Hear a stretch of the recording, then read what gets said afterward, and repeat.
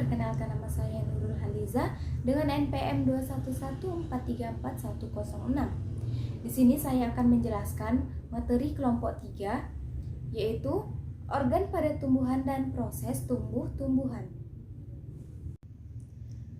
Makhluk hidup memiliki beberapa komponen penyusun, di antaranya ada sel, jaringan, organ, sistem organ, organisme, dan populasi. Tanpa komponen tersebut, makhluk hidup tidak bisa melaksanakan kehidupannya. Organ, menurut Kamus Besar Bahasa Indonesia, adalah alat yang mempunyai tugas tertentu di tubuh manusia. Namun, di biologi, organ adalah kelompok jaringan yang melakukan beberapa fungsi. Semua makhluk hidup mempunyai organ. Organ tumbuhan seperti halnya pada organ hewan, tersusun atas jaringan atau sekelompok sel yang mempunyai keaktifan yang khas. Secara umum, organ tumbuhan terdiri atas akar, batang, daun, bunga, buah, dan biji. Setiap bagian tersebut mempunyai kegunaan yang berbeda-beda dan memiliki peran masing-masing seperti penyerapan air, pernafasan, fotosintesis, pengangkutan zat makanan, dan perkembangbiakan. Seperti akar, tumbuh ke dalam tanah sehingga memperkuat berdirinya tumbuhan. Akar juga berfungsi untuk mengambil air dan garam mineral yang ada di dalam tanah. Seperti halnya beberapa organ lain pada tumbuhan, akar juga berfungsi untuk menyimpan makanan. Pada batang terdapat daun yang berfungsi untuk menghasilkan makanan melalui fotosintesis dan mengeluarkan air melalui transpirasi. Selain itu, batang juga berperan untuk lewatnya air dan garam mineral dari akar ke daun dan lewatnya hasil fotosintesis dari daun ke seluruh bagian tubuh tumbuhan. Dan bagian-bagian lain seperti daun, bunga, buah, dan biji juga mempunyai tugas dan perannya masing-masing. Organ pada tumbuhan. Yang pertama itu ada akar. Akar adalah bagian pokok tumbuhan di samping batang dan daun. Akar lembaga atau calon akar sudah ada sewaktu calon tumbuhan berada dalam bentuk lembaga di dalam biji. Saat biji berkecambah, akar lembaga memperlihatkan sistem perakaran yang berbeda antara tumbuhan dikotil dan monokotil. Akar pada tumbuhan dikotil merupakan akar tunggang. Sebaliknya, akar pada tumbuhan monokotil merupakan akar serabut. Pada akar tumbuhan dikotil, akar lembaga tumbuh terus-menerus menjadi akar pokok yang bercabang-cabang. Namun, pada akar tumbuhan monokotil, akar lembaga dalam perkembangan selanjutnya akan mati. Kemudian terbentuk sejumlah akar yang berukuran kurang lebih sama besar dan semuanya keluar dari pangkal batang. Akar merupakan bagian tumbuhan yang biasanya terdapat di dalam tanah dengan arah tumbuh ke pusat bumi atau geotrop, kemudian menuju air atau hidrotop, meninggalkan udara dan cahaya, dan tidak berbuku-buku, tidak beruas, dan berwarna putih serta bentuknya seringkali meruncing hingga lebih mudah untuk menembus tanah. Pengamatan dengan bantuan mikroskop pada sayatan melintang akar muda tumbuhan memperlihatkan jaringan dari luar ke dalam, yaitu ada epidermis, korteks, stele, atau silinder pusat. Yang pertama itu ada epidermis. Epidermis terdiri dari selapis sel dinding tipis, berkutikula, tersusun rapat pada akar. Memiliki rambut-rambut akar merupakan hasil aktivasi sel dari belakang titik tumbuh. Rambut-rambut ini berfungsi untuk memperluas permukaan sel sehingga penyerapan lebih efisien. Kemudian yang kedua ada korteks.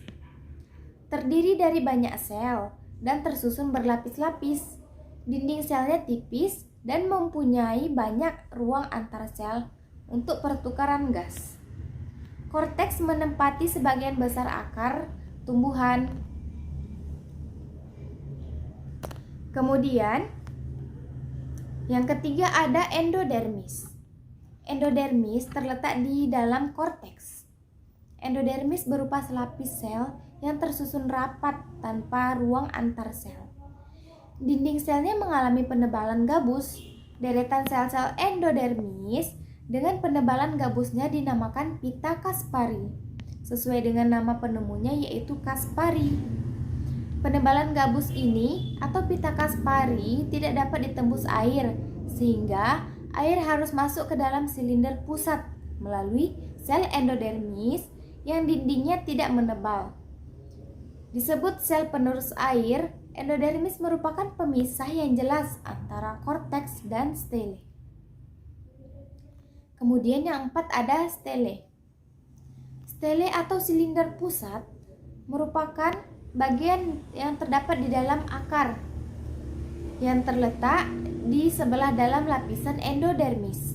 Di dalam stele ini terdapat perisikel, berkas vaskuler, yaitu pembuluh angkut terdiri dari xilem dan floem serta empulur. Kemudian jenis-jenis akar. Menurut bentuknya, akar tumbuhan ada 2 jenis, yaitu 1. Akar serabut. Akar serabut merupakan akar yang berbentuk serabut. Bagian ujung dan pangkal akar berukuran hampir sama besar. Semua bagian akar keluar dari pangkal batang. Akar serabut ini dimiliki oleh tumbuhan biji berkeping satu atau yang disebut dengan monokotil. Contohnya itu seperti tanaman jagung dan padi. 2. Akar tunggang. Akar tunggang memiliki akar pokok. Akar pokok itu bercabang-cabang menjadi bagian akar yang lebih kecil.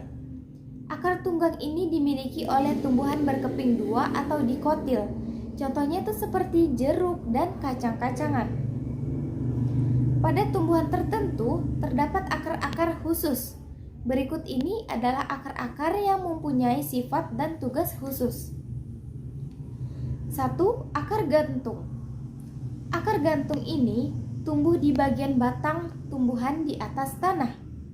Akar tersebut menggantung di udara, kemudian tumbuh ke arah tanah. Contohnya itu seperti akar dari pohon beringin. 2. Akar pelekat. Akar pelekat ini tumbuh di sepanjang batang, kayu, tumbuhan lain atau tembok. Contohnya itu seperti tanaman lada dan sirih. 3. Akar tunjang. Akar ini tumbuh di bagian bawah akar. Mereka menggantung seakan-akan menunjang batang agar tidak rebah. Misalnya akar pohon bakau dan pandan. 4. Akar napas. Akar napas tumbuh tegak lurus sehingga muncul di permukaan tanah atau air. Akar napas memiliki celah atau jalan masuk udara, misalnya akar dari pohon kayu api. Yang kedua, batang. Batang merupakan bagian penting dari tumbuhan yang berada di atas permukaan tanah. Batang tumbuh dari batang lembaga yang terdapat di dalam biji. Selanjutnya, pertumbuhan batang berasal dari titik tumbuh berupa meristem apikal atau ujung yang terdapat pada batang. Berdasarkan tempat kedudukan batang pada tumbuhan, batang dapat disamakan dengan sumbu tumbuhan. Sebagai bagian dari tumbuhan, batang mempunyai tugas untuk mendukung bagian-bagian tumbuhan lain yang berada di atas tanah seperti daun, bunga, atau buah. Dengan adanya percabangan pada batang, maka batang memperluas bidang fotosintesis. Batang juga merupakan jalan bagi pengangkutan air dan unsur-unsur hara dari bagian bawah ke bagian atas tumbuhan, dan jalan pengangkutan hasil fotosintesis dari bagian atas ke bagian bawah tumbuhan. Pada batang tumbuhan dikotil, lapisan pembuluh membentuk sebuah cincin yang mengitari seluruh bagian batang, dengan pembuluh floem dari luar lapisan kambium pembuluh dan pembuluh xilem di dalamnya. Fungsi dari kambium pembuluh adalah untuk menghasilkan jaringan pembuluh baru yang disebut sebagai pembuluh sekunder. Membesarnya diameter batang yang disebut juga dengan pertumbuhan sekunder. terjadi akibat bertambahnya lapisan jaringan pembuluh oleh kambium pembuluh. Pada batang tumbuhan dikotil berkayu, lapisan epidermis akan terkelupas dan digantikan oleh lapisan bernama lapisan periderm. Lapisan periderm terdiri dari jaringan gabus dan kambium gabus. Seiring dengan membesarnya batang, lapisan terluar periderm kemudian terkelupas. Namun lapisan periderm ini akan terus diperbarui oleh kambium gabus. Pada batang monokotil hanya terdapat lapisan epidermis dan jaringan dasar. Pembuluh di dalam batang monokotil tersebar di dalam jaringan yang dasar yang ada di dalam batang. Batang tumbuhan monokotil juga tidak memiliki lapisan kambium, sehingga umumnya tidak mengalami pembesaran diameter batang seperti halnya batang tumbuhan dikotil. Yang ketiga, daun. Daun merupakan istilah yang digunakan untuk bagian tumbuhan yang bentuknya seperti lembaran pipih dan umumnya berwarna hijau bila terpapar cahaya dan udara. Daun berasal dari sistem apikal yang tumbuh membentuk suatu kuncup yang menonjol ke samping. D. Bunga. Bunga merupakan organ yang terpenting bagi tumbuhan karena di dalamnya terdapat alat-alat perkembangbiakan. Bunga sebenarnya merupakan ujung cabang yang berubah bentuk dan tumbuh secara terbatas. Secara anatomi, daun mahkota dan daun kelopak mempunyai struktur yang sama, yaitu terdapat sel-sel paranskim. Paranskim ini juga disebut mesofil. Paranskim ini terletak di antara epidermis atas dan bawah. Daun kelopak umumnya mempunyai struktur sederhana.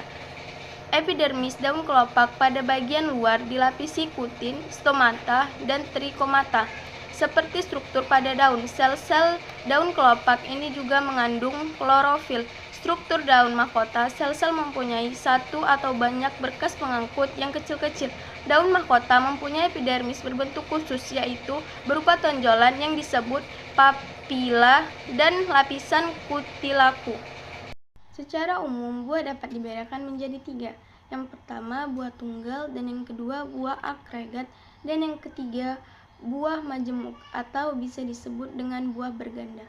Buah tunggal yaitu bila buah dibentuk oleh satu bakal buah, misalnya buah mangga. Buah agregat yaitu bila buah dibentuk oleh banyak bakal buah dari satu bunga, misalnya buah sirsak, buah arbet, dan buah srikaya. Buah majemuk yaitu bila buah dibentuk oleh banyak bakal buah dari banyak bunga, misalnya buah nanas, buah keluwi, dan buah nangka. Dan ada juga dua macam jenis buah, yaitu buah sejati atau bisa dibilang dengan buah sungguh dan buah semu. Buah sejati adalah buah yang berbentuk dari bakal buah. Pada buah sejati, seluruh jaringannya berasal dari bakal buah. Contohnya, buah sejati adalah buah mangga, alpukat, semangka, dan pepaya. Sedangkan buah semu adalah buah yang berbentuk dari bakal buah dan sebagai bagian dari bunga. Contoh buah semu adalah arbai, apel, nangka, dan jambu mente. Baik, di sini saya akan menjelaskan tentang biji dan kesimpulan. FBG, biji yang terbentuk dari bakal biji merupakan alat perkembangbiakan generatif. Di dalam biji terdapat calon individu baru yang disebut embrio, lembaga. Biji pada umumnya dapat dibedakan menjadi tiga bagian, yaitu kulit biji, tali pusar, dan inti biji atau isi biji. Struktur biji: A. Kulit biji spermodermis. B. Tali pusat funiculis. C. Inti biji nulleus seminis. 2. Proses tumbuh-tumbuhan. Pertumbuhan adalah proses pertambahan ukuran, volume, massa, jumlah sel atau proplasma pada suatu organisme.